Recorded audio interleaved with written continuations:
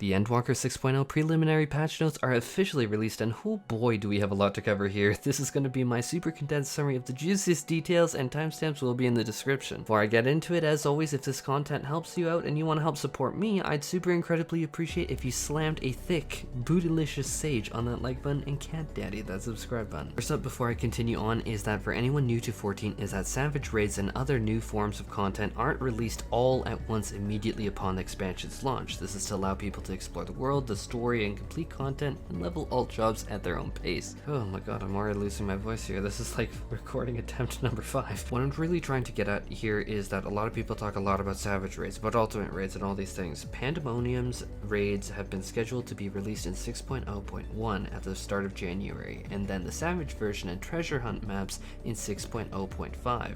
PvP and Alliance raids are slotted for 6.1 and so on. Sorry, I know that that disclaimer is a little out there, but I want to make sure that I gave context because I know that there are so many people who are just experiencing Final Fantasy XIV for the first time. Being expanded, and we are still using sacks of nuts. So as we knew from previous information releases, we are getting 2 new city-states, Old Sharlayan and Radzat Han, and a host of new maps, new MSQ, new side story missions, role quests, new enemies, which honestly some of them look pretty terrifying. At least some of them. Some of them look kind of less terrifying and kind of cute. We're getting new dungeons, new trials, new marks, also hunts going into Endwalker Levequest being expanded, and we're still using sacks of nuts for them. The iconic sacks of nuts are not going away. New tomestones are being added, and the older ones are being shuffled out. You can exchange all of the tomestones for poetics other than Phantasmagoria, so worry about spending Phantasmagoria now before Endwalker hits, because those are just going poof. Crafters and gatherers will now get new deliveries in a place called the Studium in Sharlayan, where it has been divided into 5 different faculties: blacksmith, armorer, goldsmith are in archaeology, carpenter, leather worker, and weaver to astronomy, alchemist and culinarian to the faculty of medicine, miner and botanist to anthropology, and fisher to aetherology. Fisher to aetherology, why? But for real, to me that sounds like a really pretty cool split, and I'm genuinely interested in these deliveries to say the least. In terms of Levequest changes, there are going to actually be a bunch. There are new gather and crafter leaves being added, but none are going to allow multiple turn-ins like the current day coffee biscuit. Rip coffee biscuit. There have also been changed values in leaves where single turn-in leaves have had experience and guild rewards increased, but multiple hand-ins honestly have had their guild and experience reduced. Don't worry, we're gonna probably number crunch some insanity, I'm sure. Give us like a month. Actually, it might even only take a few days. Crafter and gatherer scripts are being rotated and going into Endwalker, where red scripts should be attempted to be spent before Endwalker's release date, just the same as Phantasmagoria tomestones before, and this is because, like Phantasmagoria tomestones, red scripts are being flat out removed, not exchangeable, totally removed. Now, crafters largely use the same systems as they do today, with some quality of life changes that I will totally talk about later, especially to their logs and their UI, but gatherers got some very serious changes to how they play, including no longer being able to gather HQ items anymore. Instead, now for gatherers, their skills and perception are all related to larger yield sizes. There are now also items with very specific perception requirements added to the game. In terms of fates, Endwalker is going to be getting an expansion to the open world fate system alongside, well, the expansion with new fates, new variety of items to purchase with the bisexual gemstones that you're going to earn from the fates, very similar to current day Shadowbringers. Now for character customization, we are getting the all new brand new male VIERA race, which I know that a lot of you are freaking so excited for. I honestly am so happy for y'all because so many of you have wanted this, and you know what, you're getting it, and I'm like, you know what, just feels good. Going into Endwalker, female VIERA are also going to get a expanded selection of hairstyles. Likewise, that was super in demand too. I'm just really here hoping that we're getting more Rothgar hairstyles soon. I hope.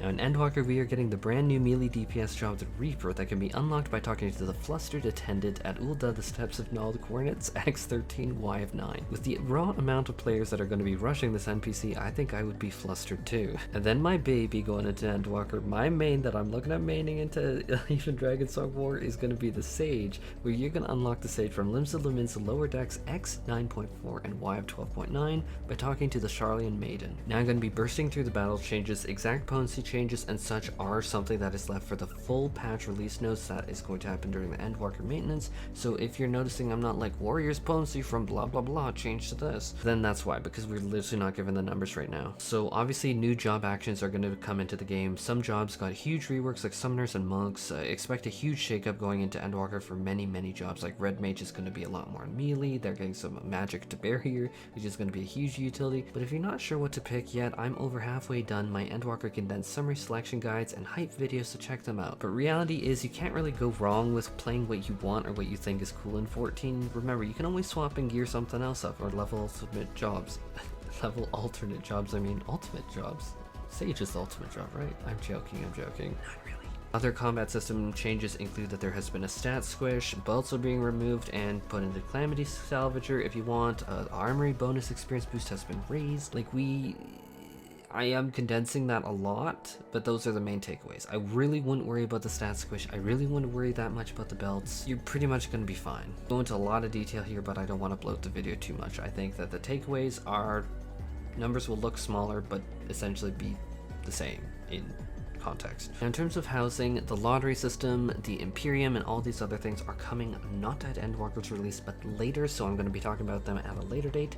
But in terms of housing, there has been a host of brand new housing items added to the game, like this outdoor appearance that looks honestly spectacular with these windows. I actually need this so bad. Probably looks absolutely intense on a large. I'm very excited for that. There are also a ton of items added, like this fat cat plush carpet, this extremely awesome outdoor fountain and outdoor swing. There are now blinds, which huge. I know I'm going to use them a whole lot, and so there's also more musical instruments, and honestly I can't wait to redo my house. That's one of the things that I'm definitely looking forward to when things calm down with Endwalker. Like, for real, some of these items are just so pretty. Heck, even the new striking dummy with its color bands is really cool. There's also going to be new rewards to buy with gold sauce or MGP currency, and I cannot be the only one reading Bayonetta from this image, can I?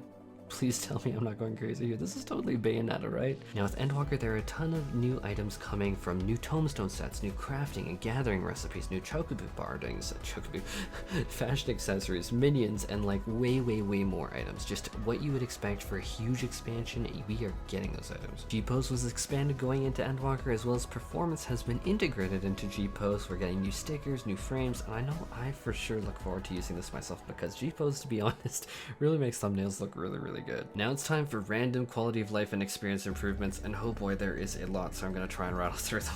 Aether currents were reduced for past expansions, like the total that you need to get, which will help a lot of players catch up for sure. In some instance battles, there will be character portraits displayed, likely to add another level of immersion for various quest lines. This very much sounds like Warframe to me, which I really actually am living for. I love this. Beauty Finder has renamed the undersized party to unrestricted to better indicate its use, because to be honest, you're not doing undersized party, you are explicitly just trying to do the content unrestricted. There's a new scaling option called Epic Echo that is meant to simulate and make up for number squishing in Endwalker to maintain the ease of clearing much older content. Ring inventory space has been increased to 50, which is very welcome to say the least, as someone that plays all jobs. Rings, oh my god, I need way more space. There's now going to be a new unified Scrip exchange user interface to easier allow players to locate and buy what they want from scripts. Flying text will now be shown when restoring crafter or gatherer CP or GP. The crafting log now has a new favorites menu, which I can honestly say that I really look forward to having a favorites list honestly for crafting, because there are a few select items that I really